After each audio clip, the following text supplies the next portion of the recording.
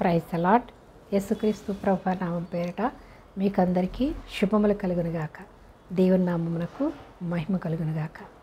ఈ దినం మనం వాక్యాన్ని ప్రారంభించుకునే ముందుగా ప్రార్థన చేసుకుందాం. మీరందరూ కూడా ప్రార్థనలో నాతో పాటు మీ అందరి ప్రతి ఒక్కరి అవసరత దేవుని కృపా సమృద్ధిలోంచి తీర్చగల శక్తిమంతుడు, సమర్థుడు అని నమ్మి విశ్వాసంతో మీరందరూ కూడా ప్రార్థనలో ఏకీభవించండి.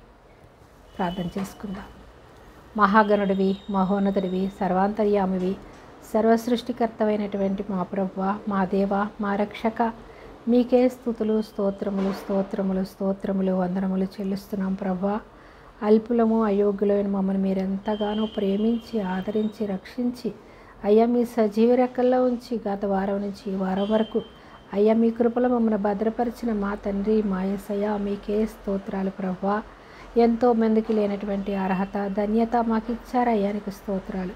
యెహోవాను ఆశ్రయించి వారు ధన్యులు అంటున్నావు ప్రభా. అవును ప్రభా, సర్వ సృష్టికర్త ఎవరు అని మేము నైనా తండ్రి గ్రహించి నీ యందు విశ్వాసంతో జీవించే కృప, ధన్యత మాకు ఇచ్చినందుకు నీకు స్తోత్రాలయ్యా. అయ్యా ప్రభా, ఇంకా ఎంతోమంది ప్రభా నీ రక్షణ లేకుండా, నిజదేవుడు ఎవరో గ్రహించుకోకుండా, సర్వ సృష్టికర్త ఎవరో గ్రహించుకోలేకుండా అంధకారంలో, చీకట్లో ప్రభు తండ్రి అయ్యా ఉన్న ప్రతి ఒక్కరిని విడిపించండి అయ్యా. వారిలో ఉన్న అంధకార శక్తులు, చీకటి శక్తులు, దురాత్మ శక్తులు యేసుక్రీస్తు ప్రభు నామములో లయమైపోనుగాక. అయ్యా ప్రభు, ఈ వాక్యాన్ని వినడానికి సిద్ధపడుతున్న, ప్రార్థనలో ఏకీభవిస్తున్న ప్రతి బిడ్డ అవసరత యేసుక్రీస్తు ప్రభు నామలో తీర్చబడునుగాక. అయ్యా గర్భఫలం లేని వారికి యేసుక్రీస్తు ప్రభు నామలో గర్భఫలం అనుగ్రహింపబడునుగాక. గర్భఫలం నీవిచ్చు బహుమానం ప్రభు తండ్రి, మీరిచ్చే బహుమానం కొరకు ఎవరు ఎదురు చూస్తున్నారు, ఎవరి ప్రార్థనలో ఏకీభవిస్తున్నారు ప్రభా. అయ్యా ప్రభారి గర్భాన్ని యేసుక్రీస్తునామలో ఇప్పుడే తెరవండి ప్రభా. తండ్రి నాయనా ప్రభా, అంధకారంలో చీకట్లో ఉండి ప్రభా నీ సన్నిధికి రాకుండా, నీ వాక్యాన్ని వినకుండా, నీ వెంటే గ్రహించుకోకుండా నాయన అంధకారంలో ఉన్న బిడ్డలందరికీ ఇప్పుడే యేసుక్రీస్తు ప్రభా నామలో మనోనేత్రములు తెరవబడునుగాక. అనారోగ్యంగా ఉన్న బిడ్డలకు యేసుక్రీస్తు నామలో స్వస్థత కలుగునుగాక. అయ్యా ప్రభా తండ్రి, వినే చెవి, గ్రహించే మనసు ప్రతి బిడ్డకు దయచేయండి. పరిశుద్ధాత్మదేవ దర్శించండి. నీ ఆత్మ సంచారం మా మధ్య ఉంచి అయ్యా ప్రత్యేకించి పేదవారిని, దిక్కులేని వారిని, అవసరత కలిగిన వారిని, తల్లిదండ్రులు లేని వారిని మీరు ఆదుకోండి. నీ ఆత్మ సంచారం మా మధ్య ఉంచి మాతో ఉండి నన్ను నీ సిలువ చాటును మరుగుపరిచి మీరే నాలో ఉండి మాట్లాడమని అయ్యా, నన్ను నీ నోటి పూరగా మాత్రమే వాడుకోమని అయ్యా, నీ ఆత్మ మర్మాలతో, నీ పరలోకపు మర్మాలతో ప్రభువా నన్ను నింపి నాతో ఉండి మీరే ప్రభువా వింటున్న ప్రతి బిడ్డ చెవి వినే చెవిగా, గ్రహించే మనసుగా వారిని ఆకర్షించుకోండి. వారు వింటూ ఉండగా మీరే మాట్లాడి మీరే వారి హృదయాలను ఆకర్షించుకొని బిడ్డలకందరికీ రక్షణ ప్రసాదించమని మా ప్రభువును, మా రక్షకుడైన యేసుక్రీస్తు ప్రభువారి అతి శ్రేష్టమైన నామంలో ఈ ప్రార్థన సమర్పిస్తున్నాను పరమ తండ్రి. ఆమేన్, ఆమేన్. ఈ దినం మన వాక్యాంశము సంఘ కాపరికి కావలసిన అర్హతలు. సంఘ కాపరికి కావలసిన అర్హతలు ఎవరికైనా ఉన్నాయి బైబిల్ గ్రంథంలో మనం తెలుసుకోవాలంటే కనుక పౌలు గారు మాత్రమే ఉంటారని మనం అనుకుంటాం. 100కి 100 100% ఆయన పాటించాడు, అలాగే జీవించాడు. తుది శ్వాస వరకు తను జీవించాడు. తను రాసినటువంటి పత్రికలన్నిటిలో కూడా బ్రతుకుట క్రీస్తే, చావైతే మేలు అంటాడు. నేను ఎప్పుడు బలహీనుడను, నేను అప్పుడే బలవంతుడను అంటాడు. అంటే క్రీస్తు కొరకు మాత్రమే జీవించాడు. తన జీవితం అంతా కూడా క్రీస్తు సేవలోనే కొనసాగించాడు. సంఘం కొరకు, దేవుని బిడ్డల కొరకు తన యొక్క ప్రయాస, తనకున్నటువంటి ఆరోగ్యాన్ని కానీ, తనకున్నటువంటి స్థితిని కానీ ఏనాడు చూసుకోకుండా బలహీనంగా ఉన్నప్పుడు కూడా దేవుని బలాన్ని పొందుకున్నానంటున్నాడు. నేను ఎప్పుడు బలహీనుడనో అప్పుడు బలవంతుడును అనగా ఆయన బలహీనులో ఉన్నప్పుడు కూడా ప్రార్థించి దేవుని యొద్ద నుండి శక్తి పొందుకుని సువార్త ప్రకటించాడు. అంటే అతను పౌలు దేవుని కొరకు మాత్రమే జీవించాలని తన జీవితాన్ని దేవునికి అంకితం చేశాడు. అలా ఉండాలని పౌలు గారు మనకి నేర్పిస్తున్నారు. అలాగే దేవుని సేవకులుగా, సువార్థికులుగా లేదా సంఘ కాపరిగా ఉన్నవారు ఎవరైనా సరే ఎలా ఉండాలి అనేది పౌలు గారిని చూస్తే నేర్చుకోవచ్చు.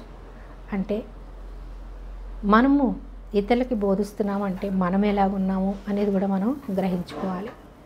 మనం గ్రహించుకోలేకపోతున్నాము, ఇతరులకు చెప్తున్నాము, మనం పాటించలేకపోతున్నాము అంటే మనలో అపవాది ఉన్నాడని, అపవాది తలంపులు కలిగి ఉన్నామని మనము నమ్మాలి. కాబట్టి చెప్పడం వరకే కాకుండా దానిని వాక్యానుసారంగా జీవించేవారిగా ఉండాలి. మనము దేవుని శక్తిని మనం పొందుకోవాలంటే ఏం చేయాలి? ఆయన మీద కంప్లీట్గా మనం సరెండర్ అయిపోవాలి. దేవుని మీద మనం ఆధారపడిపోవాలి. మన జ్ఞానం, మన తెలివి అనేది కంప్లీట్గా జీరో అయిపోవాలి. మన జ్ఞానంతో, మన తెలివితో, మన స్వశక్తితో ఏదైనా చేయాలనుకున్నామంటే మనము ఓడిపోతాం.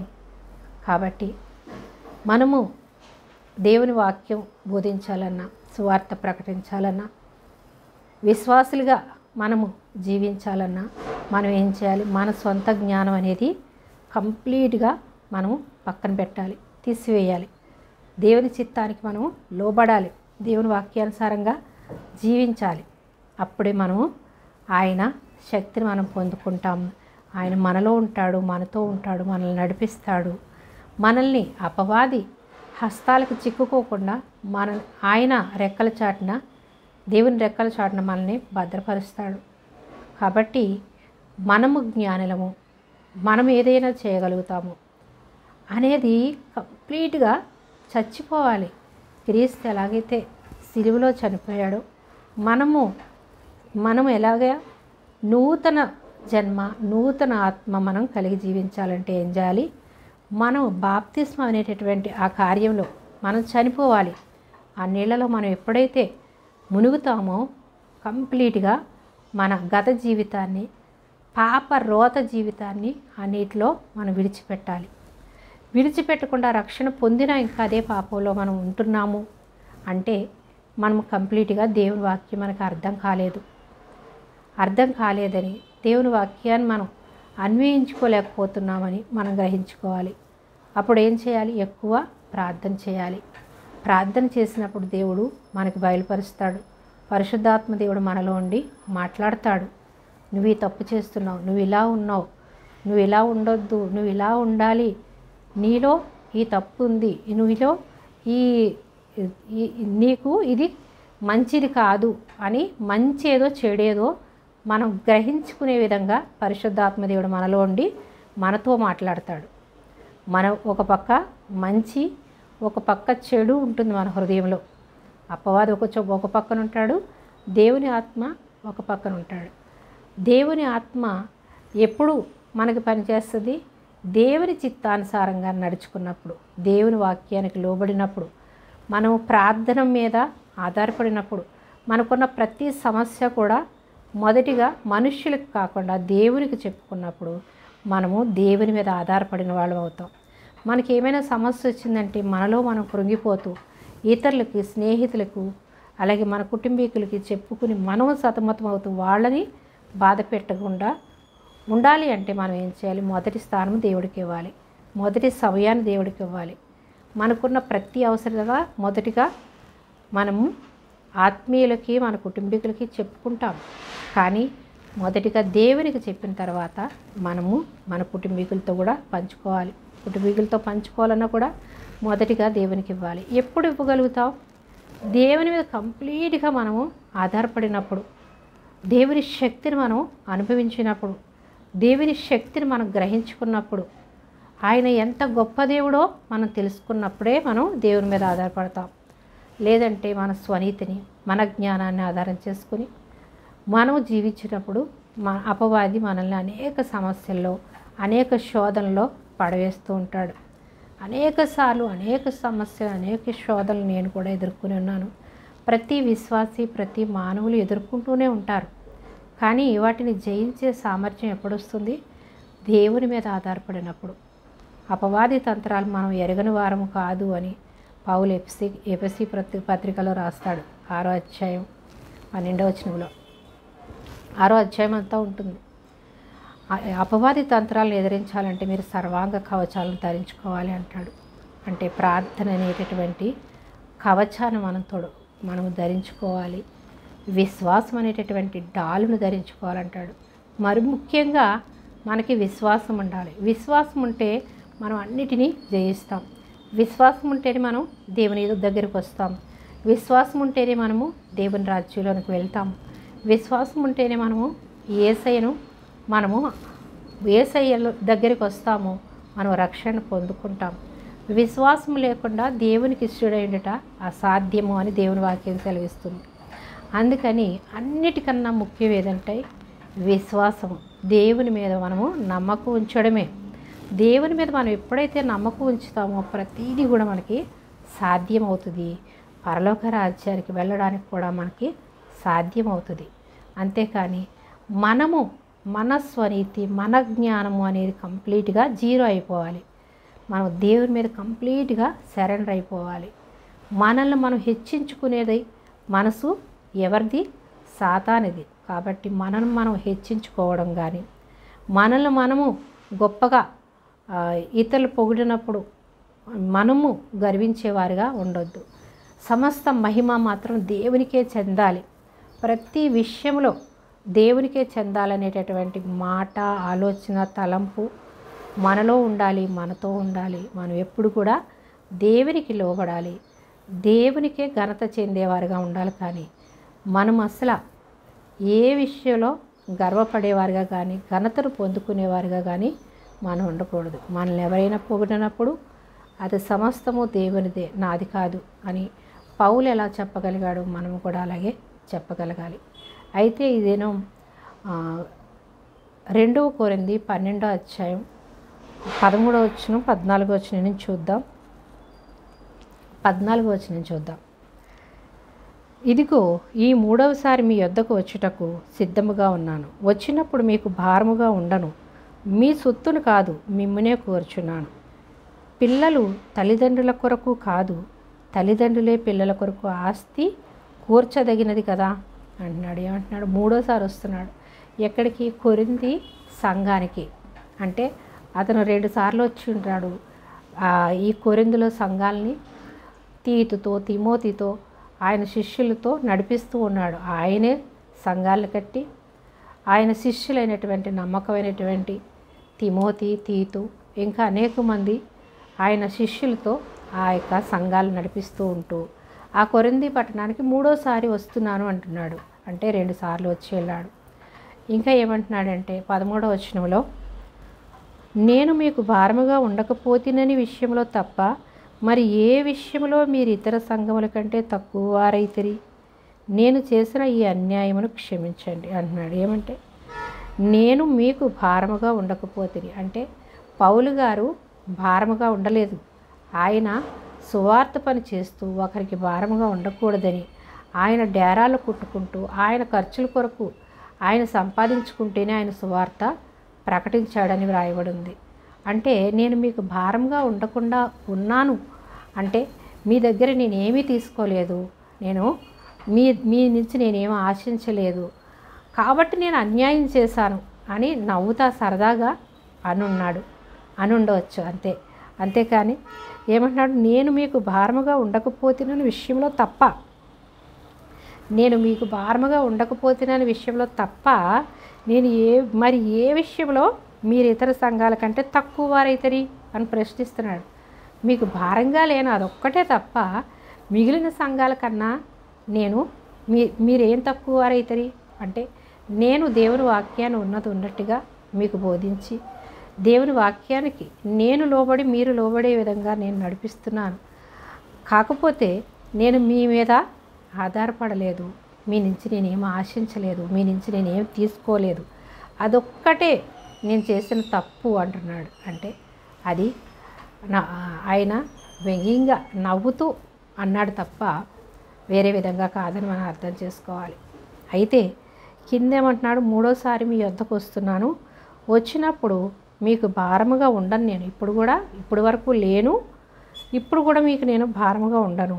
మీ సొత్తుల్ని కాదు నేను, అంటే మీ కానుకలు కాదు నేను, మీరిచ్చే డబ్బును కాదు, మీరు చూపించేటటువంటి, మీరు నాకు ఆతిథ్యం ఇచ్చేటటువంటి దాన్ని బట్టి కాదు, మీరు నాకు ఇచ్చే కానుకను బట్టి కాదు, నాకు అది కాదు కావలసింది. మీ సొత్తును కాదు, సొత్తు అనగా ధనము, ఏదైనా వెండి బంగారం ఏదైనా దేవునికి లేదా దైవ సేవకుడికి విశ్వాసులు ప్రేమతో ఇచ్చేటటువంటి కానుకలు, వాటి కోసం నేను రావట్లేదు. మీ సొత్తును కాదు, మిమ్మనే కోరుచున్నాను అంటున్నాడు. అంటే మీరు కావాలి నాకు, మీలో ఉన్న ఆత్మ నశించిపోకూడదు, మీలో ఉన్న ఆత్మ రక్షింపబడాలి, మీలో ఉన్న ఆత్మ నరకానికి వెళ్ళకూడదు, మీలో ఉన్న ఆత్మ పరలోకానికి వెళ్ళాలి. అదొక్కటే నాకు కావాల్సింది. మీ సొత్తు నాకెందుకు, నేనేం చేసుకుంటాను? ఆయనకి భార్య లేదు, పిల్లలు లేరు, తనకున్న సమస్తము దేవుని కొరకే దారపోసాడు. తనకున్న ఆరోగ్యము, తనకున్న జీవితము, తనకున్నటువంటి కుటుంబీకుల్ని సమస్తాన్ని విడిచిపెట్టి వచ్చాడు. సౌలుగా ఎంతో అన్యాయస్తుడిగా నేనున్నాను అంటాడు. అన్యాయస్తుడిగా ఉండి ధర్మశాస్త్రాన్ని నేను పాటిస్తున్నాను అనుకుని దేవుని యేసుక్రీస్తుని గుర్తించలేక తను అన్యాయంగా సువార్త పరిచర్యలో ఉన్నవారిని ఎంతో అన్యాయంగా శిక్షిస్తాడు, అన్యాయంగా దూషిస్తాడు, అన్యాయంగా వాళ్ళని కొట్టిస్తాడు, ఎంతో దూషణకరంగా జీవిస్తాడు. నేను దూషకుడను అంటాడు. ఒకప్పుడు నేను దూషకుడను, కానీ ఇప్పుడు నేను దేవునికి ఇష్టడను అంటాడు. దూషకుడను హంతకు నేను ఒకప్పుడు దూషకుడుగా ఉన్నాను, దుష్టుడిగా ఉన్నాను, ఇప్పుడు నేను దేవునికి ఇష్టడుగా ఉన్నాను అంటాడు. ఒకప్పుడు అలా ఉన్నాడు. యేసు ప్రభు ఎప్పుడైతే తనను ఆకర్షించుకున్నాడో, ఎప్పుడైతే యేసు ప్రభు పిలిచాడో, దేవుడు పిలిచి నీవు నన్ను హింసిస్తున్నటువంటి నువ్వు హింసిస్తున్నటువంటి దేవుడు నేనే అని పిలుస్తాడు. పిలిచినప్పుడు పౌలు ఏం చేస్తాడు? అప్పుడు ఆయన కళ్ళ పొరలు రాలి పడిపోతాయి. పాపపు పొరలు, అంధకారపు పొరలు, ఈ లోక సంబంధమైనటువంటి అంధకారపు పొరలు రాలిపడినప్పుడు దేవునికి కంప్లీట్గా సరెండర్ అయిపోయి ఆయన నేను క్రీస్తుని పోలి నడుచుకున్నాను, మీరు కూడా నన్ను పోలి నడుచుకోండి అంటాడు. ఎవరు చెప్పగలుగుతాం ఆ మాట? క్రీస్తును పోలి నడుచుకున్నాను అంటాడు. క్రీస్తు దేవుని కుమారుడు, ఆయనలో ఏ పాపం లేదు, ఆయన ఆ పాపులను రక్షించడానికి వచ్చినటువంటి పరిశుద్ధుడు, ఆయన 100% దేవుని కుమారుడు, ఆయన దేవుని స్వరూపము, ఆయన దేవుని యెహోవా దేవుని అవతారం అని కూడా మనం చెప్పవచ్చు. అంటే తండ్రి కుమార పరిశుద్ధాత్మ త్రియేక దేవుడు. అలాంటి పరిశుద్ధుడైనటువంటి యేసును పోలి నేను నడుచుకున్నాను అంటాడు. అంటే ఒక మానవుడిగా ఉన్నటువంటి ఏ వ్యక్తి కూడా అసాధ్యం దేవునిలా జీవించడం. కానీ పౌలు జీవించాను, నేను ఉన్నానని చెప్పగలుగుతున్నాడంటే ఎంత ధన్యత. నన్ను పోలి మీరు నడుచుకోండి అంటున్నాడు. అంటే నన్ను మీరు చూస్తున్నారు, క్రీస్తుని మీరు చూడలేదు. నేను చూశాను క్రీస్తుని, నేను క్రీస్తులాగా నేను జీవిస్తున్నాను, కాబట్టి నన్ను పోలి మీరు నడుచుకోండి, క్రీస్తుని పోలి నేను నడుచుకుంటున్నాను అని చెప్పగలుగుతాడు. అలా చెప్పగలిగేటటువంటి దైవ సేవకులుగా మనం ఉన్నామా? అలా చెప్పగలిగేటటువంటి సువార్థికులుగా మనం ఉన్నామా? అలా చెప్పగలిగేటటువంటి విశ్వాసులుగా మనం ఉన్నామా? ఉండాలి అని పౌలు గారు మనకు నేర్పిస్తున్నారు. ఉండాలి అంటే మనం ఏం చేయాలి? అన్నిటికన్నా ప్రార్థన ద్వారానే సాధ్యం. ప్రార్థన లేకపోతే మనం ఆరిపోయిన స్థితిలో ఉంటాం, పడిపోయిన స్థితిలో ఉంటాం.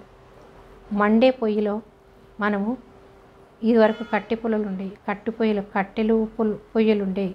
ఆ పొయ్యిలో కట్టెలు పెట్టినప్పుడు ఎక్కువ కట్టెలు పెట్టినప్పుడు మంట ఎక్కువగా వస్తుంది. అది ఒక్కొక్కటిగా మనం తీసేస్తే ఏమవుతుంది? ఆరిపోతుంది. కాబట్టి మండే పొయ్యి తొందరగా మనకి వంట అవుతుంది. అలాగే మనము ప్రార్థన అనేటటువంటి మండేటటువంటి ఆత్మ కలిగి ఉండాలి. మండేవారుగా ఉండాలి, ఇతరులు మండించేవారుగా ఉండాలి. ఆరిపోయిన స్థితిలో, పడిపోయిన స్థితిలో మనం ఉంటే అపవాదికి మనం చోటిస్తాం. అపవాదికి చోటు ఇవ్వడం ద్వారా, అపవాది అనగా ఎవరు? అబద్ధికుడు, మోసగాడు, పాపానికి జనకుడు. కాబట్టి పాపానికి జనకుడైనటువంటి ఆ శాతానికి మనం చోటిస్తే మనం ఏమవుతాం? అపవాది తలంపులు మనలోకి వస్తాయి. స్వార్థము, అహంకారము, ద్వేషము, కక్షలు ఇవన్నీ మనలోకి వస్తాయి. వచ్చినప్పుడు స్వార్థం ఎప్పుడైతే వచ్చిందో మనము దేవునికి దూరం అయిపోతాం. మనలో స్వార్థం ఉండకూడదు. పౌల్లో ఏ స్వార్థం లేదు. తనను హెచ్చించుకోవాలని కానీ, తన కొరకు సంపాదించుకోవాలని కానీ, తన కొరకు ఏది కూడా తను చేయలేదు. తనకి ఒక ముళ్ళు పెట్టిన దేవుడు నేను ముమ్మారు అడిగాను, కానీ నా కొరకు నీకు చాలు అన్నాడు దేవుడు అంటాడు.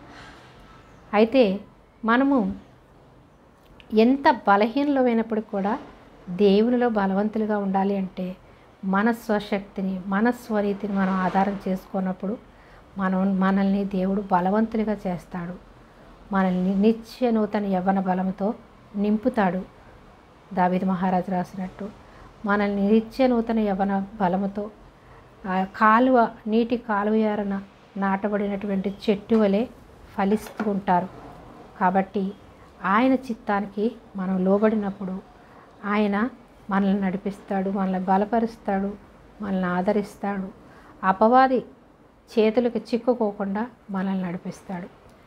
దేవుని సేవ కొరకు సమర్పించుకుని వచ్చినటువంటి పౌలు ఏమంటున్నాడు? మీ సొత్తు కాదు నాకు, మీరు కావాలి అంటున్నాడు. అలాంటి దైవ సేవకులు ఉన్నారా? ఎక్కువ మంది సంఘం వస్తే కానుకలు ఎక్కువ వస్తాయి అని ఆలోచించేవాళ్ళు ఎక్కువ ఉన్నారు. కానీ ఎక్కువ ఆత్మలు రక్షిస్తే అందరినీ మనం నరకాన్ని నుంచి తప్పించాము, పరలోక రాజ్యానికి వారసులను చేశాము అనేటటువంటి సంఘాలు ఉండాలి, అనేటటువంటి దైవ సేవకులు ఉండాలని పౌలు గారు చెప్తున్నారు. దేవుడు కోరేది అదే.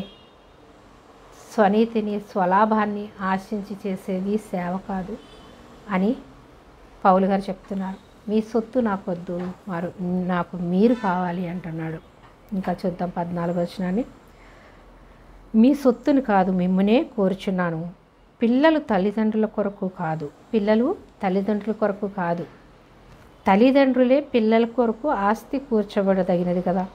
అంటే పిల్లల కొరకు తల్లిదండ్రులే ఆస్తి కూరుస్తారు, కానీ పిల్లలు తల్లిదండ్రుల కోసం ఆస్తి కూర్చరు కదా. అంటే పిల్లలు పెద్దవాళ్ళు అయిన తర్వాత తల్లిదండ్రులు చూసుకోవడం సహజమే. కానీ ఇక్కడ ఏం చెప్తున్నాడంటే చిన్న పిల్లలుగా ఉన్నటువంటి పిల్లలకి తల్లిదండ్రులే కదా ఏదైనా కష్టమైనా నష్టమైనా వాళ్ళకి ఏది కావలసిన తల్లిదండ్రులే కదా చూసుకుంటారు. ఆస్తి సంపాదించిన తల్లిదండ్రులే కదా సంపాదిస్తారు. అలాగా మీరు నాకు చిన్నపిల్లలు లాంటి వాళ్ళు, నేను మీకు తండ్రి లాంటి వాడిని. కాబట్టి ఏమైనా ఇవ్వాలంటే నేను మీకు ఇవ్వాలి, కానీ మీ నుంచి నేనేమి ఆశించను అంటున్నాడు. అంటే తను ఏమిస్తాడు? డబ్బు కాదు ఇచ్చేది, ఆత్మల రక్షణ, పరలోక రాజ్యానికి ద్వారాన్ని చూపిస్తున్నాడు, నేర్పిస్తున్నాడు. ఆయన ఇవ్వవలసిందేంటి? ఈ లోకంలో తల్లిదండ్రులు ఈ లోకంలో ధనాన్ని ఇస్తారు, ఈ లోకంలో కావలసినవి ఇస్తారు. కానీ ఆత్మీయ తల్లిదండ్రులు ఏం చేస్తారు? ఆత్మీయ తల్లిదండ్రులు అనగా దేవుని దైవ సేవకులు, సువార్థికులు, దేవుని పనిలో ఉన్నటువంటి వారు, దేవుని పని నమ్మకంగా చేసేటటువంటి వారు తల్లిదండ్రులు, ఆత్మీయ తల్లిదండ్రులు ఏం చేస్తారు? పిల్లలు తప్పిపోకుండా, పడిపోకుండా, లోక ఆకర్షణలో పడిపోకుండా కాపలా కాస్తారు. కాపలా గాయడం అంటే వాళ్ళ చుట్టూ ఉండి వాళ్ళని ఎప్పుడు కాపలా గాయడం అని కాదు, వాళ్ళని దేవుని మార్గంలో నడిపిస్తూ ఏ విషయంలో పడిపోతున్నారా అని పరీక్షించుకుంటూ వాళ్ళని హెచ్చరిస్తూ వాళ్ళని బలపరుస్తూ ఉంటారు దైవ సేవకులు. అలా నేను మిమ్మల్ని కాపాడుకోవాలి అంటున్నాడు. తల్లిదండ్రుల కొరకు కాదు, తల్లిదండ్రులే పిల్లల కొరకు ఆస్తి కూర్చోదగింది కదా. ఈయనిచ్చే ఆస్తి లోక సంబంధమైనది కాదు, పరలోక సంబంధమైనటువంటి ఆస్తి పౌలు గారు ఇస్తున్నారు. పరలోకంలో దేవునితో ఉండేటటువంటి గొప్ప ధన్యతను ఇస్తున్నాడు, నేర్పిస్తున్నాడు. ఇక్కడ దైవ సేవకులు చేసే పని ఏంటి? ఈ లోక సంబంధమైనటువంటి తల్లిదండ్రులు ఈ లోక ధనాన్ని ఇస్తారు, లేదా వాళ్ళకి కావాల్సిన ప్రతిదీ తీరుస్తారు. కానీ ఆత్మీయ తల్లిదండ్రులు ఏం చేస్తారు? పరలోకానికి మార్గాన్ని చూపిస్తారు. పరలోకంలో దేవునితో పాటు ఉండే పరలోకంలో మనం ఆ బంగారు వీధులలో శృంగారముగా తిరిగే ఆ దినం ఎప్పుడు వస్తుందో ఒక పాట ఉంటుంది. బంగారు వీధుల్లో ఆయనతో పాటు ఉండే ఆనందంగా తిరిగే, ఆనందంగా ఆయనతో ఉండే ధన్యతను మనకి ఈ లోకంలో నేర్పిస్తారు. అందుకని దైవ సేవకులను గౌరవించాలి, ప్రేమించాలి. అంటే ఏం చేయాలి? మనకు ముందు మొదటిగా వాక్యం అర్థం కావాలి. దేవుని వాక్యం మనకు అర్థమైనప్పుడే మనము ఈ దేవుని వాక్యానుసారంగా జీవిస్తాం. అసలు అర్థమే కాకపోతే వెళ్తున్నాము వస్తున్నాము అన్నట్టే ఉంటాం. చర్చికి వెళ్తున్నాం, ఈరోజు ఆదివారం కాబట్టి దేవుని మందిరానికి వెళ్ళాలి, వెళ్ళాము వచ్చాము అన్నట్టే ఉంటే మనము ఇప్పుడు చిన్నపిల్లవాడు పుట్టి వాడు ఎదగకుండా అదే స్థితిలోనే ఉండిపోతే తల్లిదండ్రులు ఎంత బాధపడతారు?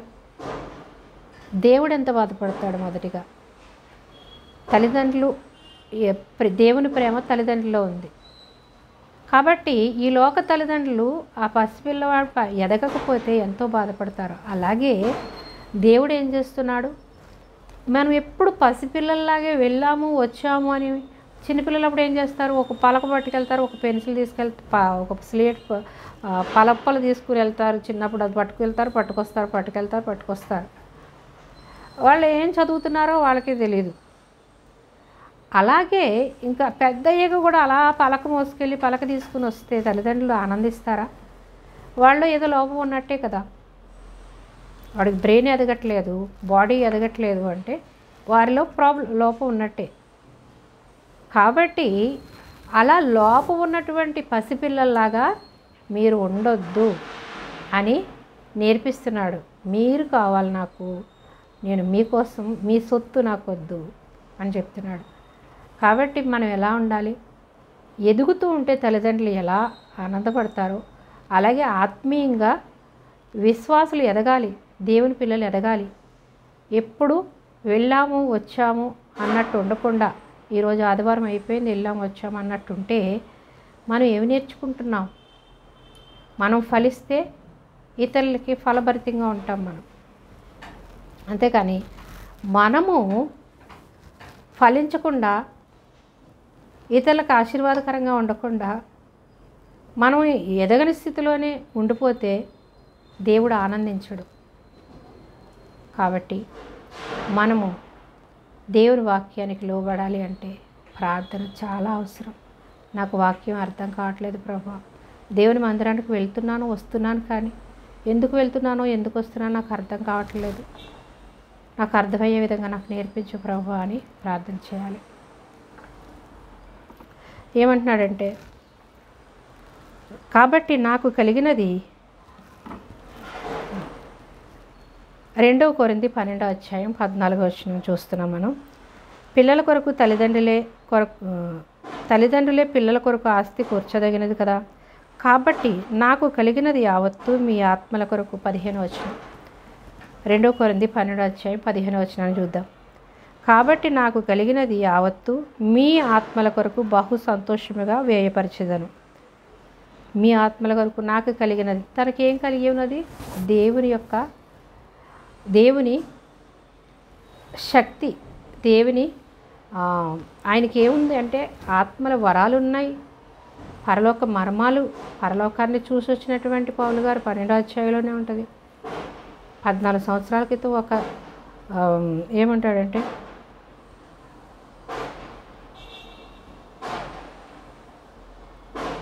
నేను ఎరుగుదును కొనుక్కోబడినప్పుడు, ఇది మనం మొదటి నుంచి 12 చూస్తే నేను ఒక వ్యక్తిని చూశానని తనను గురించి చెప్తాడు. పరలోకాన్ని చూసి వచ్చినటువంటి వ్యక్తి పౌలు గారు. అలాంటి వ్యక్తి నేను మీకు ఇస్తాను, నాకున్నది ఇస్తాను అంటున్నాడంటే ఆయన ఈ లోక సంబంధమైన ధనము బంగారాన్ని కాదు, విలువైన వజ్రాలను కాదు, విలువైన దేవుని మాటల్ని, విలువైన దేవుని ప్రేమని, విలువైన పరలోక రాజ్యానికి వెళ్ళే ద్వారము నేను చూపిస్తాను అని చెప్తున్నాడు. 15 కాబట్టి నాకు కలిగినది యావత్తు మీ ఆత్మల కొరకు. మీ ఆత్మలంటే మీరు, మనలో ఉన్న ఆత్మని దేవుడు ప్రేమిస్తున్నాడు, మనలో ఉన్న ఆత్మని దేవుడు చూస్తున్నాడు. అలాగే పౌలు గారు ఏమంటారు? మీలో మీ ఆత్మల కొరకు బహు సంతోషముగా వ్యయపరిచెదను. నాకున్న యావత్తును, నాకున్న సామర్థ్యము, దేవుడిచ్చినటువంటి జ్ఞానము, దేవుడిచ్చినటువంటి అభిషేకము, దేవుడిచ్చినటువంటి ప్రతి వరాలను సమస్తాన్ని కూడా మీ ఆత్మల కొరకు నేను నేనేం చేస్తానంటున్నాడు, సంతోషంగా వ్యయపరుస్తాను. వ్యయపరచడం అంటే ప్రాణార్పణముగా నా జీవితాన్ని మీకు త్యాగం చేస్తానంటున్నాడు. నా జీవితం మీ ఆత్మల కొరకు నేను త్యాగం చేస్తాను, వ్యయపరుస్తాను, వ్యయపరుచుకుంటానంటున్నాడు. నన్నును నేను వ్యయపరుచుకుందును, మీ కొరకు వ్యయపరచుదును, నన్నును కూడా వ్యయపరుచుకుంటాను. అంటే దేవుని కొరకే నాకు ఏమున్నా నా జీవితము దేవుని కొరకే నేను వ్యయపరుచుకుంటాను అంటున్నాడు. నేను మిమ్మల్ని ఎంత ఎక్కువగా ప్రేమించుచున్నానో అంత తక్కువగా మీరు నన్ను ప్రేమించరా. నేను మిమ్మల్ని ఎంతో ఎక్కువగా ప్రేమిస్తున్నాను, కానీ మీరు నన్ను అంత తక్కువగా ప్రేమిస్తారా? నేను మిమ్మల్ని అంత ఎక్కువ ప్రేమించినప్పుడు మీరు నన్ను ప్రేమించరా? అంత తక్కువ ప్రేమిస్తారా అని ఆయన అడుగుతున్నాడు. విశ్వాసులు, మిమ్మల్ని నేను ఎంతగా ప్రేమిస్తున్నాను? తల్లిదండ్రులు, ఈ లోక సంబంధమైన తల్లిదండ్రుల కన్నా ఎక్కువగా మిమ్మల్ని ప్రేమిస్తున్నాను. నేను మీకున్నటువంటి మీరిచ్చే కానుకలను కాదు, మీ సొత్తుని కాదు నేను ప్రేమించేది, మిమ్మల్ని ప్రేమిస్తున్నాను. మీలో ఉన్నటువంటి ఆత్మల కొరకు నా జీవితాన్ని యావత్తు నేను అంకితం చేస్తున్నాను అంటున్నాడు. అలా మనము కూడా దేవుని కొరకు మనకున్న సమస్తాన్ని, మనకున్న జీవితము, మనకున్న ప్రాణము, మనకున్నటువంటి దేవుని అభిషేకము, ఉచితముగా ఇచ్చినటువంటి ఆయన ఇచ్చినటువంటి శక్తిని, ఆయన ఇచ్చిన వరాలను ఫలాలను మనం ఉచితముగా విశ్వాసులైనటువంటి దేవుని పిల్లలైనటువంటి వారికి మనము కంప్లీట్గా వ్యయం చేస్తున్నాను అంటున్నాడు. మనం కూడా వ్యయం చేసేవారుగా ఉండాలి అనేది, మీరు కూడా ఉండాలని పౌలు గారు నేర్పిస్తున్నారు. నేనున్నట్టుగానే మీరు ఉండండి అని అనేక చోట్ల తిమోతికి శిష్యులైనటువంటి వారికి అందరికీ కూడా నేర్పిస్తాడు. నన్ను పోలి నడుచుకోండి అంటాడు. నేను క్రీస్తుని పోలి నడుచుకున్నాను కాబట్టి నన్ను పోలి మీరు నడుచుకోండి అంటున్నాడు. ఆయన యేసుక్రీస్తు ఎలా ఈ లోకంలో ఉన్నప్పుడు జీవించాడు, ప్రేమ, సాత్వికము, వినయము, విధేయత, దీన మనసు, తగ్గింపు జీవితం జీవించాడు, ఈ లోకంలో చూపించాడు. ఆయన సిలువ వేస్తున్నప్పటికీ కూడా ఆయన ఇతరులను ఎవరిని దూషించలేదు. ఆయన దూషింపబడుతూ కూడా మౌనంగా ఉన్నాడు. ఆయన సిలువ వేయబడుతూ కూడా వినయంగా, దీనంగా తన ప్రాణాన్ని అర్పించాడు. మళ్ళీ ఏమన్నాడు, అమ్మలారా నా కోసం ఏడకండి, మీకోసం మీ పిల్లల కోసం ఏడవండి అంటాడు. అంటే నేను చనిపోవడానికి వచ్చాను కాబట్టి ఇది నాకు తగినదే, నేను ఈ చనిపోతేనే మీకు రక్షణ వస్తుంది కాబట్టి నేను చనిపోవడానికి వచ్చాను కాబట్టి మీ పిల్లలు నశించిపోకుండా, మీరు నశించిపోకుండా మీరు ఏడవండి. ఏడవండి అంటే మొరపెట్టండి, దేవుని దగ్గర ఏడవండి.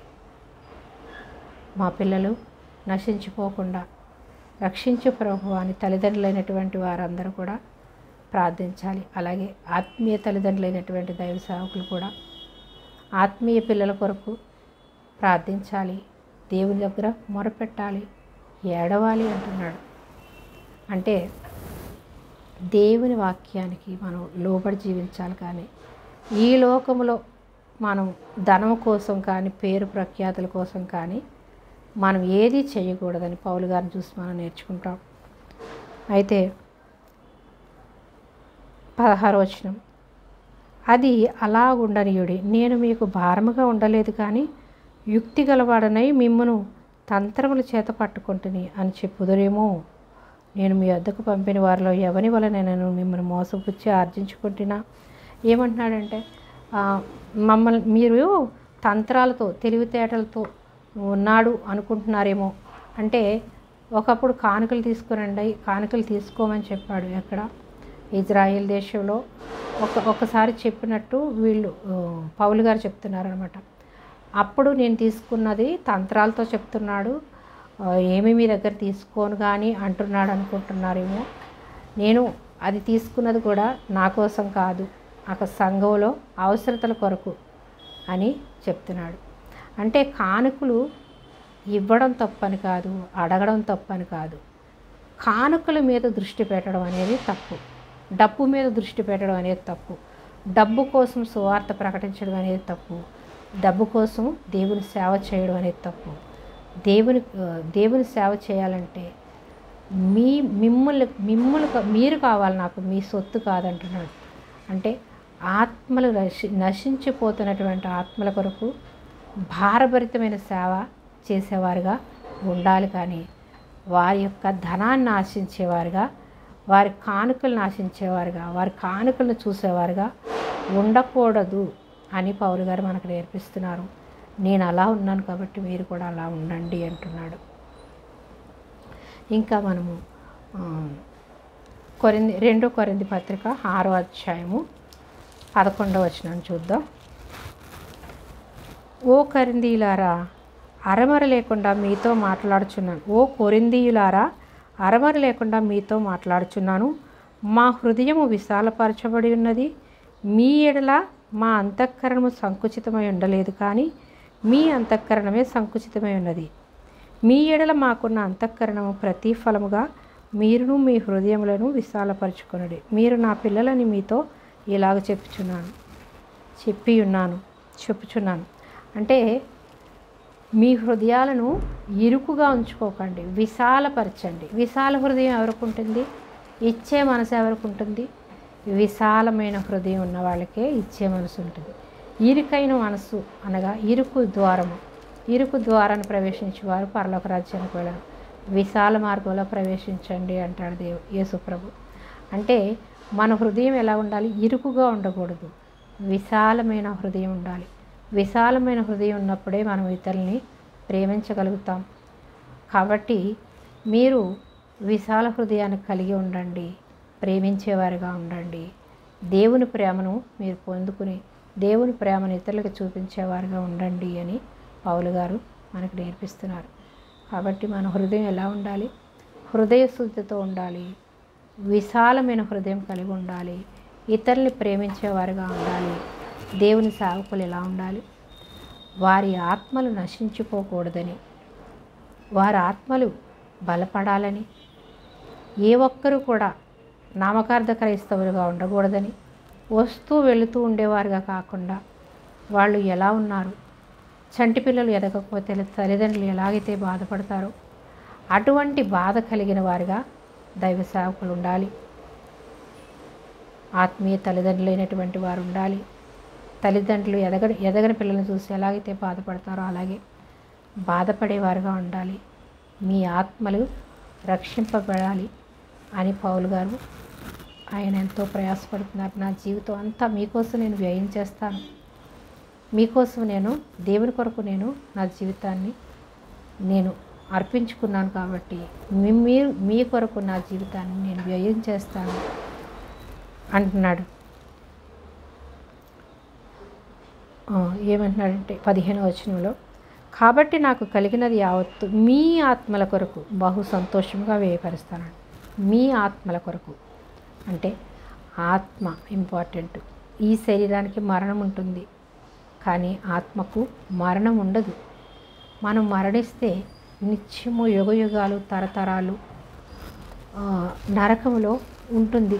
ఆత్మకి మరణం లేదు కాబట్టి ఆత్మ ఎప్పుడు కూడా జీవిస్తూనే ఉంటుంది. జీవించాలంటే దేవునితో ఉంటే మనం జీవిస్తాము.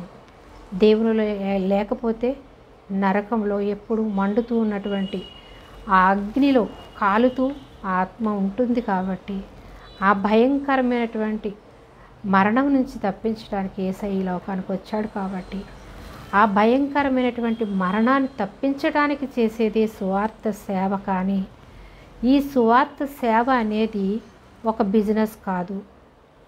వారి కుటుంబాలని పోషించుకోవడం కొరకు లేదా ఆస్తులు సంపాదించుకోవడం కొరకైతే ఈ సువార్త పని ఎంచుకోకూడదు అని పౌలు గారు మనకు నేర్పిస్తున్నారు.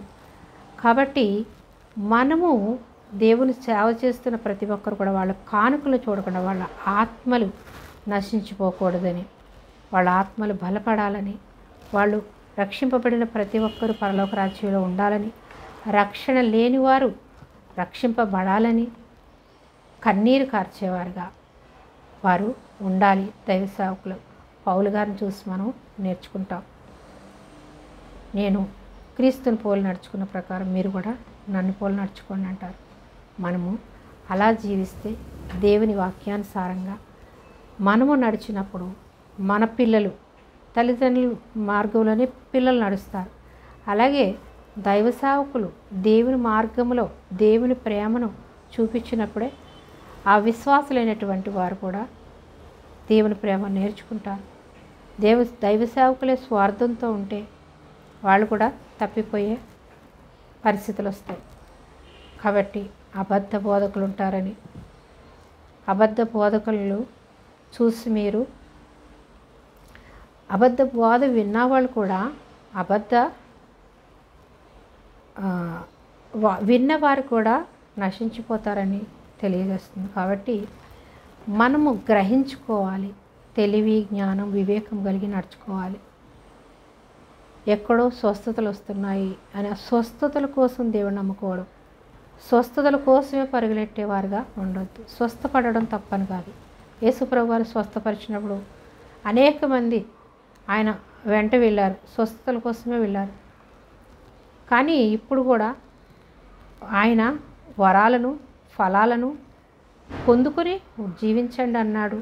మీరు నా యందు విశ్వాసం ఉంచితే నాకన్నా అద్భుతాలు ఆశ్చర్యకార్యాలు చేస్తారని యోహాను సువార్తలో చెప్తారు యేసుప్రభు వారు. కానీ అది ఎలాంటిది, ఇది నిజమేనా అని గ్రహించుకోగలిగే జ్ఞానము కలిగి ఉండాలంటే మనం ఏం చేయాలి? ప్రార్థన చాలా అవసరం. కాబట్టి ప్రార్థన ద్వారా మనము దేవుని జ్ఞానాన్ని పొందుకుంటాం, దేవుని శక్తిని పొందుకుంటాం. ఏది మంచో ఏది చెడో తెలుసుకుంటాం, ఏది అబద్ధ బోధో ఏది మంచి బోధో తెలుసుకుంటాం.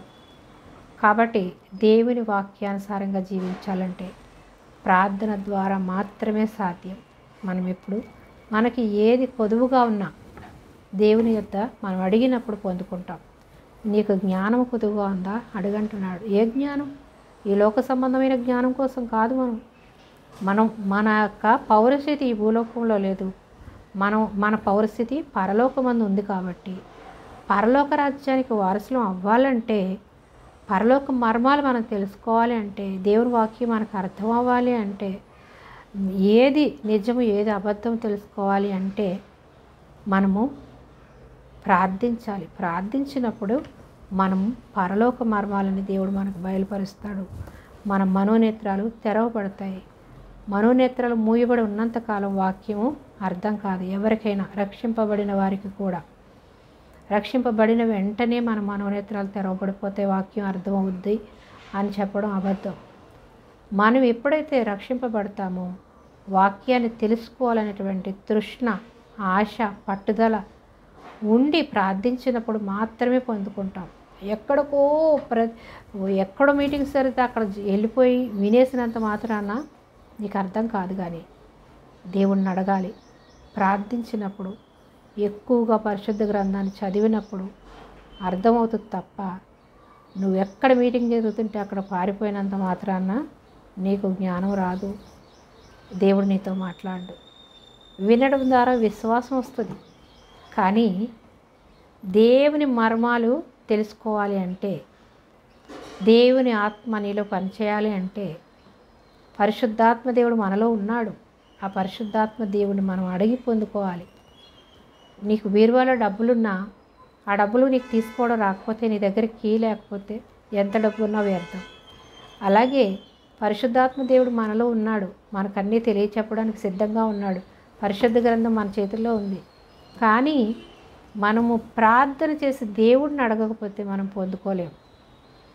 ప్రార్థన అనేది డబ్బు బీరువాకి ఎలాగైతే కీ అవసరమో అలాగే పరలోక మర్మాలు తెలుసుకోవాలన్నా, పరలోకంలో ఉన్నటువంటి అభిషేకాన్ని మనం పొందుకోవాలన్నా, దీవెనలు పొందుకోవాలన్నా, ఆశీర్వాదాలు పొందుకోవాలన్నా, ఆయన పరలోక సమృద్ధి అని దీవెనలతో మనల్ని నింపాలన్నా మనకి కీ అవసరం.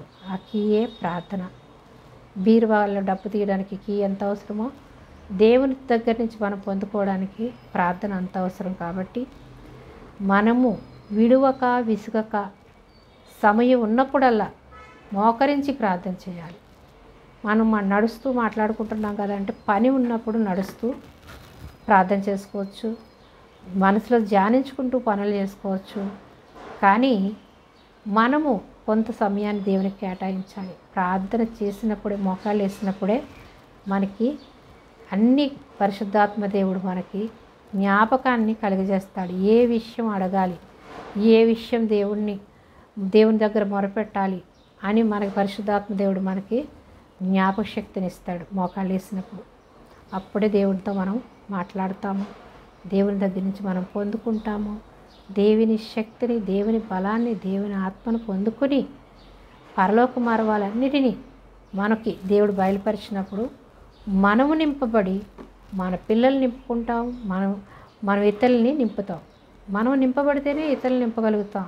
మన దగ్గర డబ్బు ఉంటేనే ఇతరులకి మనము ఏమైనా ఇవ్వగలుగుతాం. మనమే పేదవారిగా ఉంటే.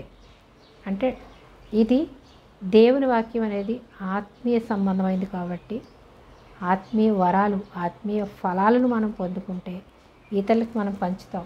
దేవుని ప్రేమను మనం కలిగి ఉంటే ఇతరులను ప్రేమిస్తాం. మనము ఆత్మీయ ధనాన్ని అనగా ఆత్మీయ వరాలు, పరలోక సంబంధమైనటువంటి దీవెనలు, ఆశీర్వాదాలు మనం పొందుకుంటే ఇతరులు మనం దీవించినప్పుడు వాళ్ళు పొందుకుంటారు. కాబట్టి ఈ లోక సంబంధమైన ధనాన్ని కూడా దేవుడు ఇవ్వగలడు. ఆయనకి అసాధ్యమైనది ఏమీ లేదు. ప్రభువా, ఈ లోక దరిద్రాన్ని తీసివే, ఈ లోక పాపంలో, శాపంలో నేను కూరుకుని ఉన్నాను, నన్ను విడిపించు ప్రభువా, ఈ పేదరికం అనే దరిద్రాన్ని తొలగించు ప్రభువా అని మనం ప్రార్థన చేస్తున్నప్పుడు ఈ లోక సంబంధంలో ఏ దరిద్రంలో ఉన్నా, ఏ శాపంలో ఉన్నా, ఎటువంటి ఘోర పాపంలో ఉన్నా కూడా విడిపించగల శక్తివంతుడు. అంతేకాని నేను ఈ పాపాన్ని విడిచిపెట్టలేకపోతున్నాను, లేదా ఈ పేదరికాన్ని నేను భరించలేకపోతున్నానని నువ్వు ఎన్ని మీటింగ్లకు వెళ్ళి నువ్వు ఎంతసేపు కూర్చున్నా కానీ నువ్వేం పొందుకోలేవు. మోకాళ్ళు వేసి ప్రార్థన చేసినప్పుడు దేవుడు నీకు సమస్తము కూడా అనుగ్రహిస్తాడు. కాబట్టి ఆ ప్రార్థన ఎవరైతే చెయ్యలేకపోతున్నారో వాళ్ళని అపవాది ఆశీర్వాదాలు పొందుకోకుండా చేస్తున్నాడని మనం గ్రహించాలి. దేవుని దగ్గర నుంచి ఆశీర్వాదాలు పొందుకోకుండా అడ్డు పెడుతున్నాడని మనం నమ్మి అపవాదిని ఎదిరించి, అపవాది చేతి నాకెందుకు ప్రార్థన చేసుకోకుండా నన్ను ఆటంకపరుస్తున్నావు, ప్రతి ఆటంక దురాత్మ శక్తులు యేసుక్రీస్తు ప్రభువు నామములో లయమైపోవునుగా. కానీ మనం ఎప్పుడైతే పలుకుతామో అపవాది శక్తుల నుంచి మనం విడుదల పొందుకుని మోకరించి ప్రార్థించి మనం దేవుని నుంచి పొందుకుని ఇతరుల్ని మనం నింపబడి ఇతరుల్ని నింపుతాం. అంతేకాని మన జ్ఞానంతో, మన స్వనీతితో మనం దేవుని వాక్యాన్ని ప్రకటించిన, లేదా మన స్వనీతి కోసం, మన స్వలాభం కోసం ఏది చేసినా అది అభివృద్ధిలోకి రాదు. మరి ముఖ్యంగా అలాంటి వారు పరలోక రాజ్యాన్ని కూడా చేరలేరు అంటున్నాడు. కాబట్టి దేవుని వాక్యానికి లోబడి జీవించాలి. దేవుని చిత్తానుసారంగా జీవించినప్పుడు దేవుని బలాన్ని పొందుకుంటాం, దేవుని శక్తిని పొందుకుంటాం. మనం పొందుకున్నప్పుడు ఇతరులు పొందుకునే విధంగా మనము మాట్లాడినా, మనం ప్రార్థించినా అక్కడ కార్యం జరుగుతుంది. కాబట్టి ఈ లోక సంబంధమైనటువంటి ధనాన్ని, స్వలాభాన్ని, స్వనీతిని ఆధారం చేసుకోకుండా కంప్లీట్గా ఎప్పుడైతే దేవుని మీద ఆధారపడతామో ఆయన దేవుని శక్తితో నింపుతాడు, దేవుని ఆత్మతో నింపుతాడు, బలపరుస్తాడు. బలపరిచి ఇతన్ని బలభరితమైనటువంటి జీవితాలు జీవించే విధంగా దేవుడు వాడుకుంటాడు. కాబట్టి మనము దేవుని సేవ చేస్తున్న విశ్వాసులుగా ఉన్నప్పటికీ కూడా స్వనీతిని, స్వలాభాన్ని ఆశించకుండా జీవించినప్పుడు, దేవుని మీద ఆధారపడినప్పుడు, దేవుని మీద విశ్వాసం ఉంచినప్పుడు సమస్తము కూడా దేవుడు నింపగల శక్తివంతుడు, ఆశీర్వదించగల శక్తివంతుడు, సమస్తము చేయగల శక్తివంతుడు. నమ్ముట నీ వలనైతే నమ్మువానికి సమస్తము సాధ్యం అంటున్నాడు. కాబట్టి ఆయన సమస్తాన్ని సాధ్యపరచగల శక్తిమంతుడు. కాబట్టి నువ్వే సమస్యలో ఉన్నా, ఏ చిక్కుల్లో ఉన్నా, ఏ బంధకాల్లో ఉన్నా, ఏ పాప విడిచిపెట్టలేని ఏ పాప బంధకాల్లో ఉన్నా, కూరుకుపోయిన అప్పుల ఊపిలో ఉన్నా విడిపించగల శక్తిమంతుడు. కాబట్టి మోకరించి ప్రార్థించి దేవుని అడిగినప్పుడు నువ్వు పొందుకుంటావు. నువ్వే ఒక రోజున సాక్ష్యం చెప్తావు. ప్రార్థన చేశాను, దేవుడు నాతో మాట్లాడాడు, దేవుడు నన్ను విడిపించాడు, నన్ను ఆశీర్వదించాడు అని సాక్ష్యం చెప్తాం.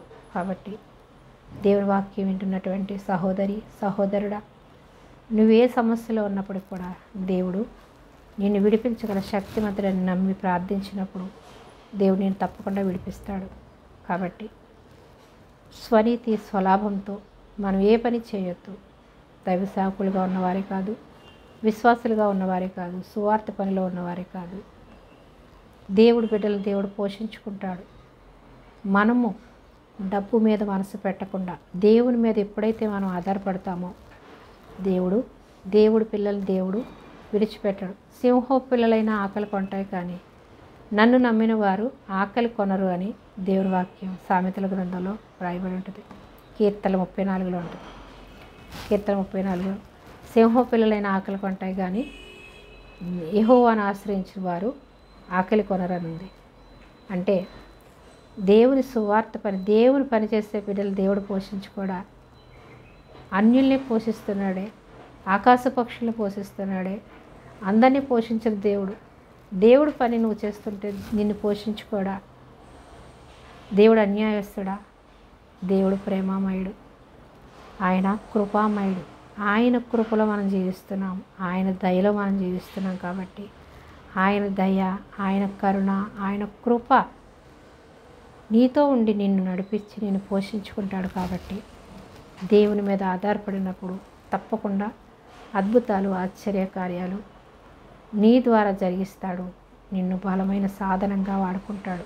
కాబట్టి దేవుని చిత్తానికి లోబడదాం, దేవుని వాక్యానుసారంగా జీవిద్దాం. దేవుడు సమస్తము చేయగల శక్తిమంతుడు, సమర్థుడని నమ్మి ప్రార్థిద్దాం. ప్రార్థన ద్వారా సమస్త ఆటంకాల నుంచి మనల్ని విడిపించి ఆయన బలమైన ఆత్మశక్తితో నింపి, పరలోక దీవెలతో, పరలోక ఐశ్వర్యంతో నింపి మనల్ని పోషిస్తాడని మనం నమ్మి విశ్వాసంతో ప్రార్థిద్దాం. మహాగణుడివి, మహోన్నతుడివి, సర్వాంతర్యామివి, సర్వసృష్టికర్తమైన మా ప్రభువా, మా దేవా, మా రక్షక, నీకే స్తుతులు, స్తోత్రాలు, వందనాలు చెల్లిస్తున్నాం ప్రభువా. కరుణామయుడా, కృపామయుడా, ప్రేమమయుడా, నీకు స్తోత్రాలు ప్రభువా. అయ్యా ప్రభువా తండ్రి, నీ సేవలో కానీ, విశ్వాసులుగా కానీ, సువార్థికులుగా కానీ, అయ్యా ప్రభువా ఆత్మీయ తల్లిదండ్రులుగా ఉన్నటువంటి వారు కానీ ఎవరు కూడా తండ్రి వారి యొక్క స్వలాభాన్ని ఆశించకుండా నీ యందు విశ్వాసం ఉంచి నీ మీద ఆధారపడి, అయ్యా పౌలు ఎలాగైతే క్రీస్తుని పోలి నేను నడుచుకున్న ప్రకారం నన్ను పోలి మీరు నడుచుకోండి అని పౌలు గారు ఎలాగైతే చెప్పగలిగారో అలా చెప్పగలిగేటటువంటి నైనా తండ్రి ఆత్మీయులుగా, దైవ సేవకులుగా ప్రతి ఒక్కరూ ఉండేటట్లుగా నైనా ప్రతి ఒక్కరిని దీవించండి. దైవ సేవకులుగా ఉన్నవారిని, సువార్థికులుగా ఉన్నవారిని అయ్యా ప్రభా బలపరచండి తండ్రి. అపవాది ఏ విషయంలో కూడా తండ్రి నైనా వారిని లోక ఆకర్షణలో పడిపోకుండా, స్వార్థంతో నింపకుండా యేసుక్రీస్తు నామములో అపవాది తంత్రాలన్నీ లైవైపోవునుగాక, అపవాది శక్తులన్నీ కూలిపోవునుగాక.